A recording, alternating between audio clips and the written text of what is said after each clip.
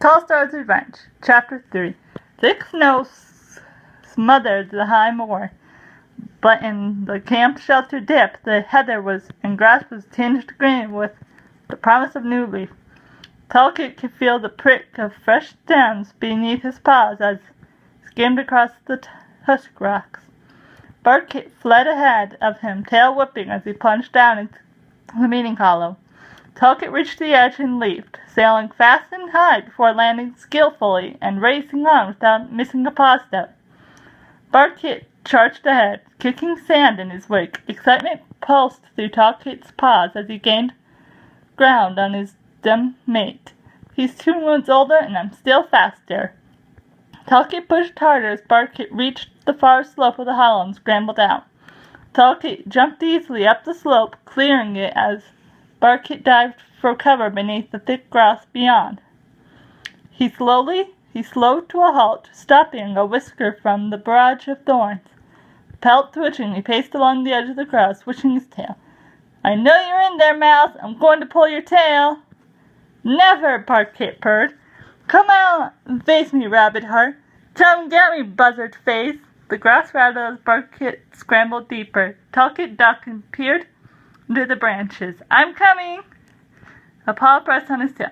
"Going tunneling, Wormkit?" Shrewkit snorted. Talkit spun around and bristled. "Will you drop the dumb name?" He squared his shoulders. "But it suits you," Shrewkit's eyes gleamed. "You're going to spend your life burrowing underground." "Ignore him, Talkit," Barkit called from under the grass. "Let's finish our game." Talkit held Shrewkit's gaze. "Why don't you join us? Playing was better than arguing. I'm too old for kids' games." Talkit prickled in frustration. "Then why don't you go hunting with Red Claw?" He leaned closer. "Oh, I forgot. You're too young to leave camp." The grass trembled as Barkit pushed his way out. "Stop acting like a paw, Shrewkit. You got 3 moons left before you get an apprentice name."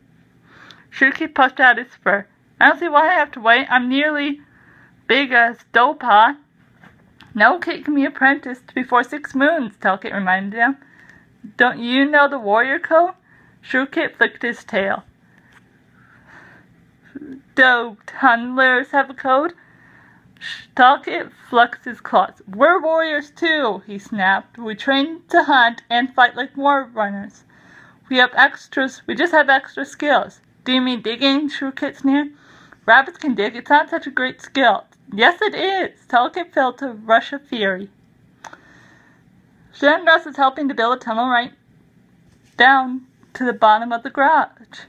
No rabbit could do that. No rabbit would even think of it. He fluffed out his pelt, hoping his anger would hide the fear that was pricking through his fur at the squeezing down such a long tunnel. "Tunnels are a waste of time," Shrewkit scuffed. "They're only good for hiding in." "No, they're not." How dare Shrewkit suggest that tunnelers were cowards? Being underground was far scarier than running around the moor. The new tunnels means an extra prey run and a secret route in and out of our territory if we ever need it. Real warriors don't need secret routes. They stay open and fight. Talkit lashed his tail. "Tunnelers can fly underground." "I'm just saying I'm glad I don't have to be a tunneler's apprentice. Don't tell me you're looking forward to spending the rest of your life in the dark." "I'm proud to follow in Sandgrass's paw steps." Talkit shifted his paws guiltily. "I just wish I wasn't dreading it." Barkit nosed his way between them. "I don't know why you're arguing," he mewed. "It's okay to want different things. If we all wanted to be more runners, we'd just be the same as Thunder Clan or Shadow Clan or River Clan, but we're not.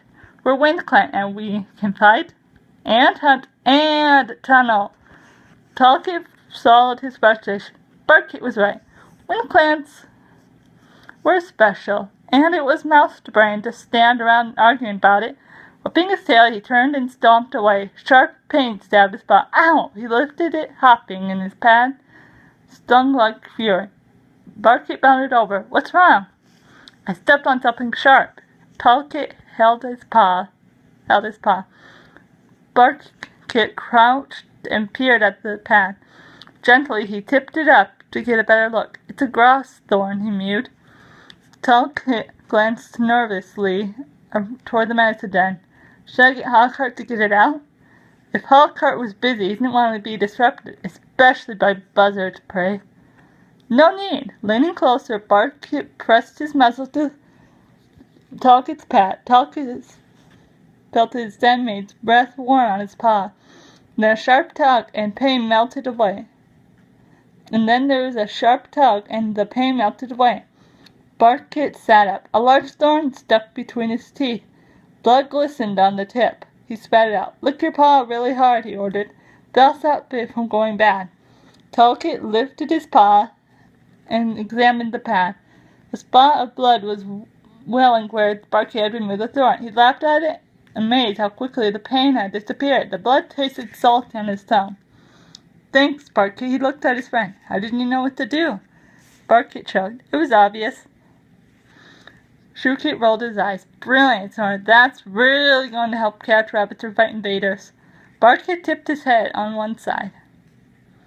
There's more to life than hunting and fighting. Is there? Shrewkit blinked in surprise. Don't tell me you want to be a tumbler. That's not what I said, Bartkit mewed. Another digger. Shrewkit turned his tail on his brother. He clearly wasn't listening.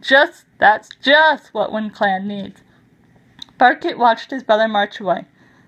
Talkit narrowed his eyes confused. Do you want to be a Mormon, Bartkit? No, I want to train as a medicine cat, Bartkit confessed. Talkit stared at him. Really? I'm going to ask Heatherstar if I can be apprenticed to Hawkheart. Hawkheart? Talkit echoed in astonishment. I'd rather train as a tunneler. Are you sure? Yes, Bartkit's eyes shone. I can't wait to learn all about the herbs and how to treat different injuries. I can't imagine Hawkheart with an apprentice. Do you think he'll refuse to train me? Worry clouded Bartkit's gaze. Maybe that's why he never had an apprentice before. No one's been brave enough to volunteer, Talkit murmured. He purred. He'll probably be impressed by your courage. Hawkheart's okay, Bartkit's anxious gaze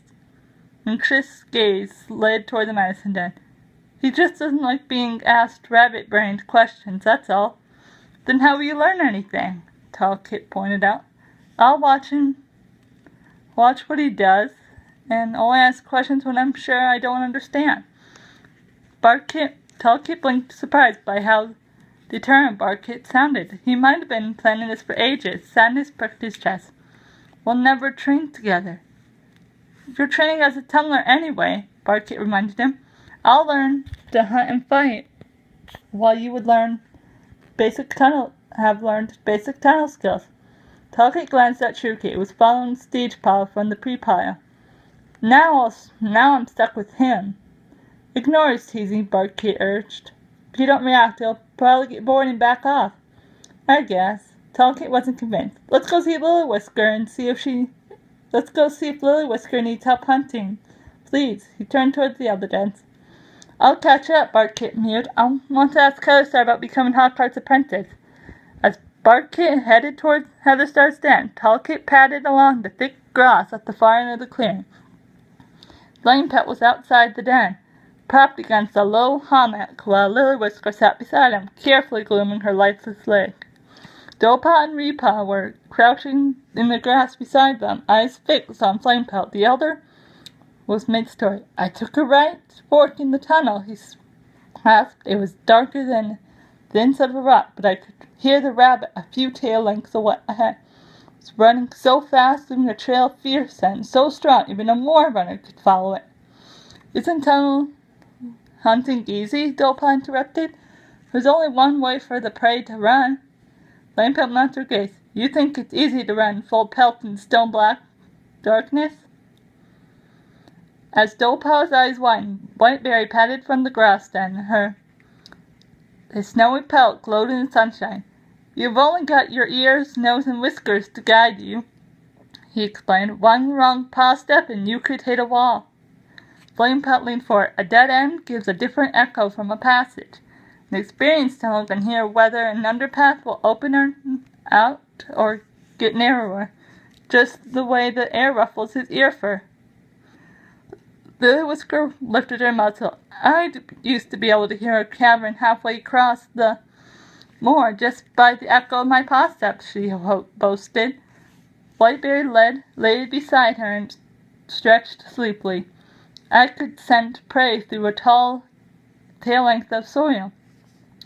Kit blinked. One day he learned all those skills. He knew he should feel excited, but he could only picture darkness and mud. He shouted as though he were already below ground. Flamepelt returned to his story. The rabbit was well under Shadow Clan territory. And you followed it? Raypaw gasped. But it was Shadow Clan prey once it crossed the border. Tunnels belong to Wind Clan, Flamepelt rasped. Kit backed closer. How didn't you know it was Shadow Clan territory when you were underground?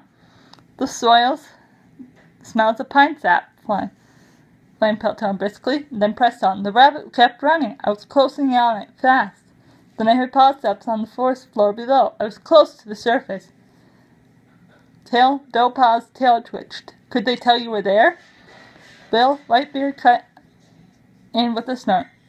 No other grounder can smell through the earth. But they might have heard my paw steps, Flamepelt lowered his voice. They mistook me for a rabbit. They might start digging. I couldn't risk them discovering the tunnel, so I froze. Could hear the rabbit racing away, and there was fresh air wafting down the tunnel. The prey was heading for the opening. I just had to hope Shadow Clan Patrol wouldn't spot it and chase it back underground. Did they? Raypaw asked breathlessly. The Shadow Clan paw step suddenly broke into a run, Flamepelt told her. I heard them cross. Rabbit! Rabbit! His gaze widened, looking from Dopaw and Repaw to Kit. The fur on Kit's spine lifted. What happened? Earth showered around me and they pounded overhead. I had to think fast. If they found the opening and chased the rabbit back down, they'd find me and discover the tunnel. I had to block it. Block it? Repaw squeaked. How? I had to cause a cave-in, Flamepelt announced. The soil was light and soft. If I could loosen enough to block the tunnel without bringing the whole roof down, I'd be safe. Kit's heart began to pound. What if the whole roof had collapsed? His chest tightened. I'd have drowned in soil, Flamepelt breathed. No! Raypaw's meow was barely a whisper. I could hear Shadow Clan voices at the end of the tunnel. Then the rabbit paused, thumping closer. Stronger steps were on its tail. The patrol was heading straight to my head. Claws out, I dug as hard and fast as I could. The paw steps were then thundering near, echoing against the walls of the tunnel. Another few moments, and they smelled me. A few minutes after that, they'd crashed right into me. I clawed at the roof with both paws, and I heard the earth groaning. Stuck my paws in for a final pull, and the roof showered downward. I leaped back just in time as the whole tunnel gave way in front of me. Beyond the wall soil, I heard the squeal of the rabbit as the Shadow Clan Patrol caught up with it. Didn't they know you were there? Dopaw asked. It was too dark, and the earth scent hid my smell, Flamepelt shrugged. As far as they were concerned, it was just a dead-end rabbit hole. I turned around and headed for home. Lily Whisker sighed. I miss those days. Flamepelt nodded. What I wouldn't give to be running tunnels again. Flamepelt nodded. Whiteberry whisked his tail over his paws. There were enough tunnels back then to patrol every tunnel. We kept them in good condition, Flamepelt agreed. These days, if there's a cave-in, the clan just thinks it's one less tunnel to patrol. Tallstar narrowed her eyes. Isn't that good?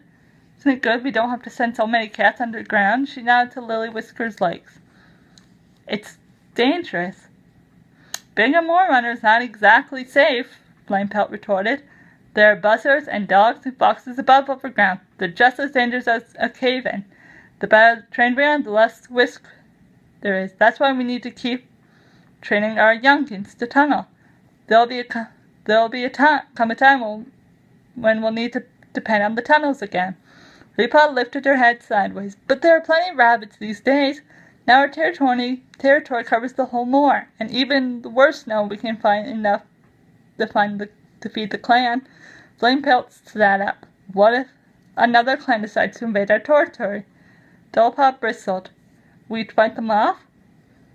Flamepelt's tail twitched. Tunnelers give us an advantage in battle. Kit glanced from elder to apprentice. Had more writers in tunnels always disagreed like this? How have Wind Clans stayed together for many moons if the two outsides felt so differently?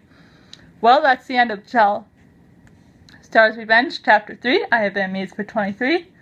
I might do another chapter today because it is another snow day. And I will, if not, I am thinking from now on, every Thursday there will be another chapter as well because there are 2 other books I want to read. And they're both just as long as Tallstar's Revenge. So I just might do that. So for now on, I think every Monday, every Wednesday, and Thursday, and then Saturday I will read a chapter of Tallstar's Revenge. And then if there are any snow days in these next coming months before the snow melts, I will do 2 chapters per day. So yeah, comment, like, subscribe, bye, and I hope you've enjoyed Tallstar's Revenge Chapter 3.